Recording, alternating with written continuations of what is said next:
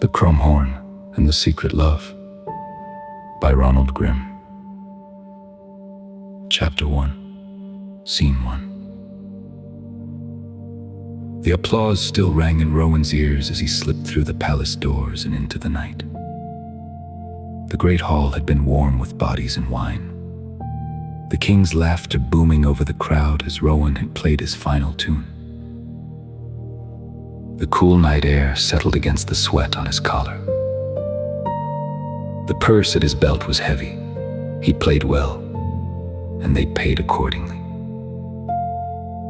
The court garden stretched before him, manicured hedges casting shadows across the stone paths. He knew these walks well enough, had wandered them countless times between performances, humming melodies that would later make lords pound tables with delight. His feet carried him past the fountain with its 3 stone kelpies, their bodies equine, but their hindquarters coiled into something that had never walked on land. He never passed them without stopping. He fished a copper from his purse and dropped it into the water. Good luck had to be paid for, after all. He made his way beyond the rose arbors where courtiers whispered their intrigues, toward the eastern edge where the gardeners rarely ventured. Here the paths grew narrow, choked with creeping vines, the hedges lost their precision. There was honesty in neglect, a kind of truth that the pristine gardens with their forced symmetry could never possess.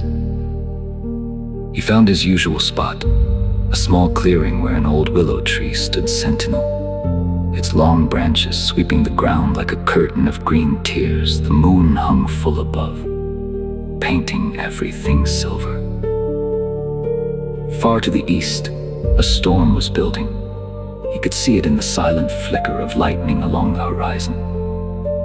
Rowan reached into his doublet and withdrew his pipe. It was an ornate thing, carved from dark wood, a gift from a merchant's daughter who'd fancied herself in love with him. The girl's name had left him entirely. He packed the bowl with tobacco, struck his flint and drew deep smoke curled into the night air, and he exhaled slowly. Near the willow's trunk, where shadow pooled deepest, a shape that hadn't been there before, or had it? Rowan's eyes strained against the darkness. A woman's shape, but nothing born of woman.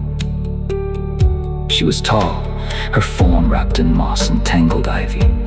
Her hair fell in waves, the color of autumn leaves, threaded with small white flowers that glowed in the moonlight. His eyes moved over her without permission, the bare curve of her shoulder where the ivy parted, the coiled stillness of her. Whatever strength lived beneath that mantle of moss and living green, it was barely contained.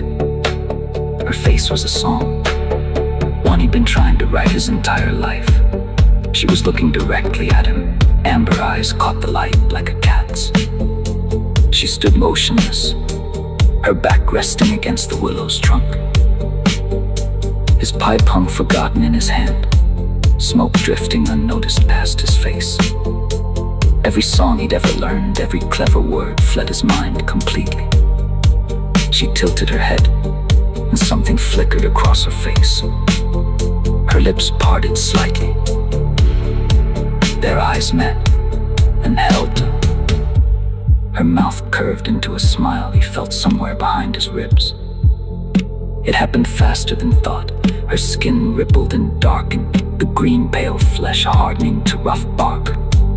Her hair became branches, her fingers twigs. The moss and ivy that clothed her spread and merged, and in the space between one heartbeat and the next, she simply melted backward into the willow tree, her form flowing into the trunk, as though the wood had opened to receive her.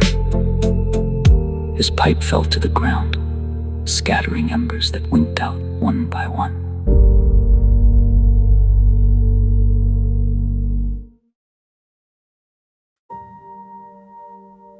Rowan returned the next night.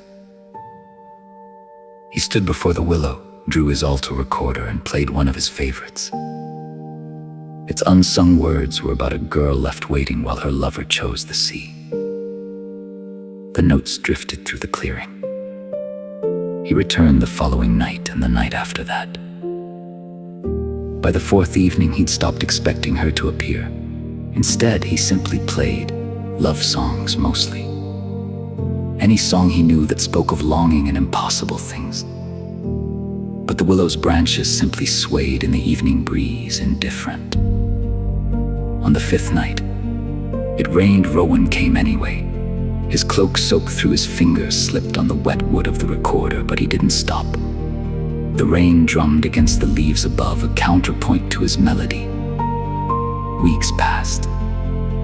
His performances in the great hall grew distracted. The king commented that his fool seemed melancholy. The observation delivered with a raised eyebrow during a feast. Rowan forced brightness into his act, told bawdy jokes that made courtiers roar with laughter. He juggled and tumbled and sang ribald songs about milkmaids and stable boys. He told no one what he'd seen. There was something his grandmother had said years ago, a vague memory surfacing like a dream. Something about the Fae folk. To reveal them was a betrayal. She'd been sitting by the fire in their cottage, her voice dropping to a whisper when she spoke of the old ways. So he kept the secret, and he kept returning.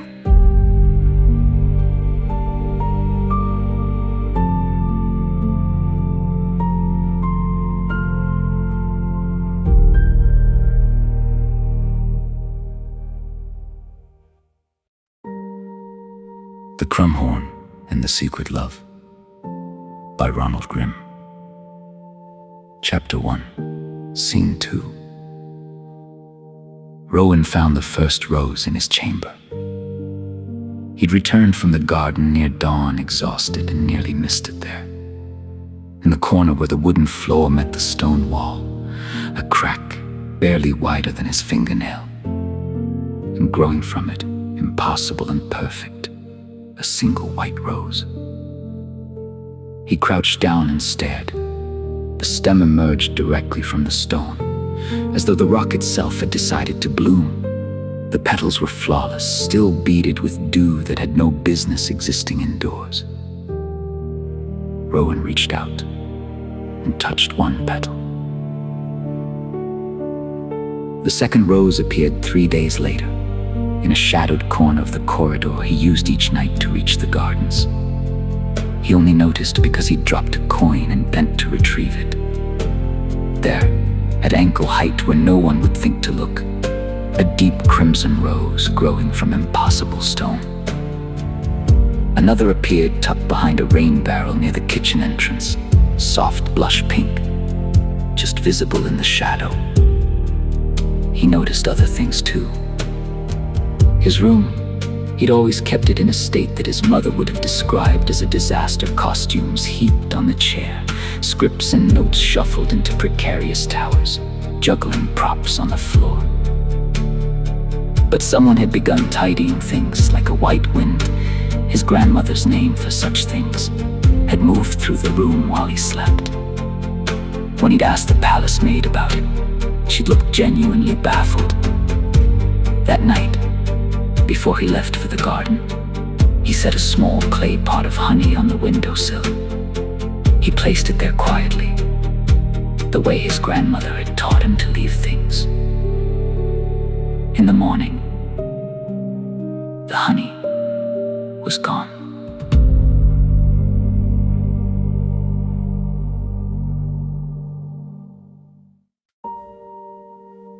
The storm came during the night. Rowan woke to thunder that shook the palace walls. Lightning turned the darkness white, again and again, each flash burning after images into his vision. Rain lashed against his window in sheets, driven sideways by wind that howled through the courtyards. He sat up in bed and thought of the willow, exposed in the eastern garden, alone. By morning, the storm had passed.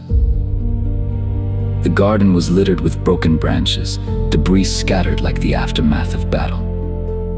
The willow had been split down the middle, the trunk cleaved open. The lightning had struck true, and what the bolt hadn't destroyed, the fire had consumed. Charred branches reached toward the sky like skeletal fingers. The smell of burnt wood hung in the air, mixing with the petrichor of rain-soaked earth. Rowan's knees met the earth before he'd made any decision to kneel. His throat closed, his vision swam. For a long time, he knelt there in her ruins. Finally, as the sun climbed higher, burning through the last of the storm clouds, Rowan forced himself to stand. His hands were black with soot.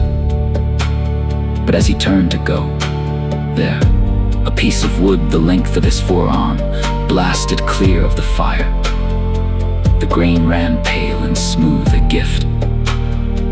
He clutched it to his chest and walked back to the palace in silence.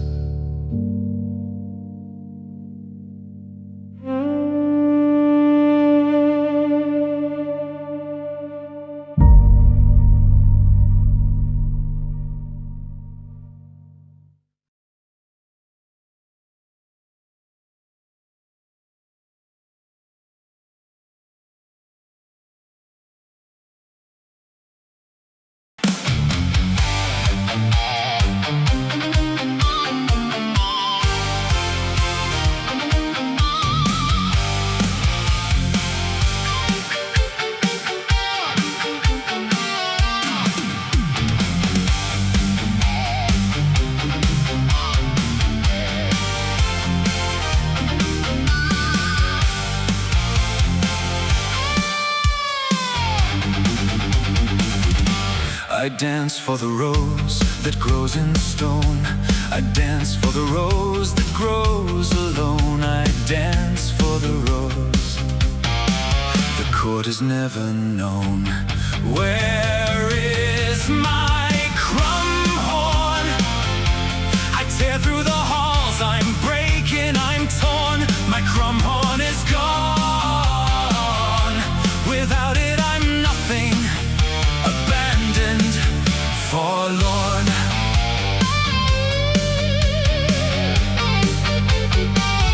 I saw in the garden what others could not see. I saw in the garden its roots run deep and free.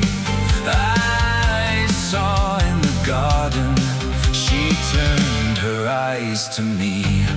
Where is she? I tear through the halls, I'm breaking, I'm torn. She's gone. Without her I'm nothing, abandoned, forlorn.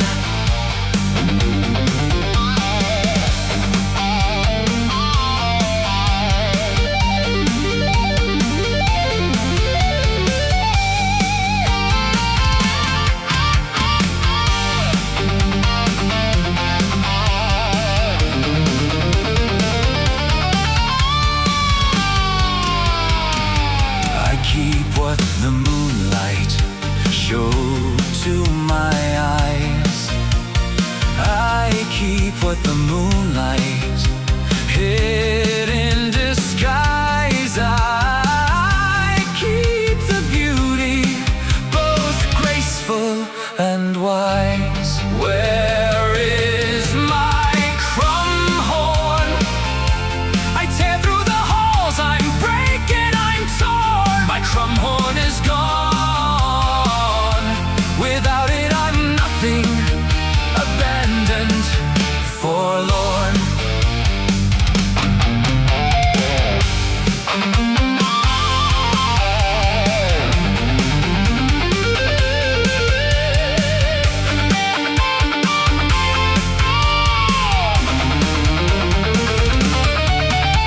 She moves like the willow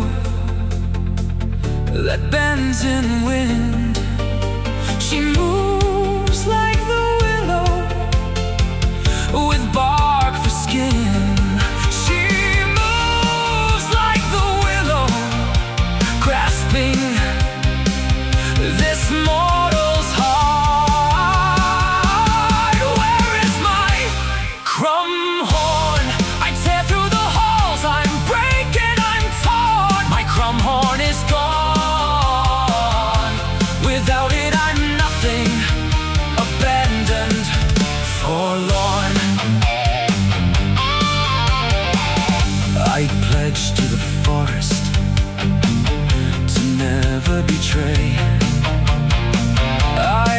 pledge to the forest to keep her this way. I pledge to the forest whose fire hath took her away. Where was the crumhorn?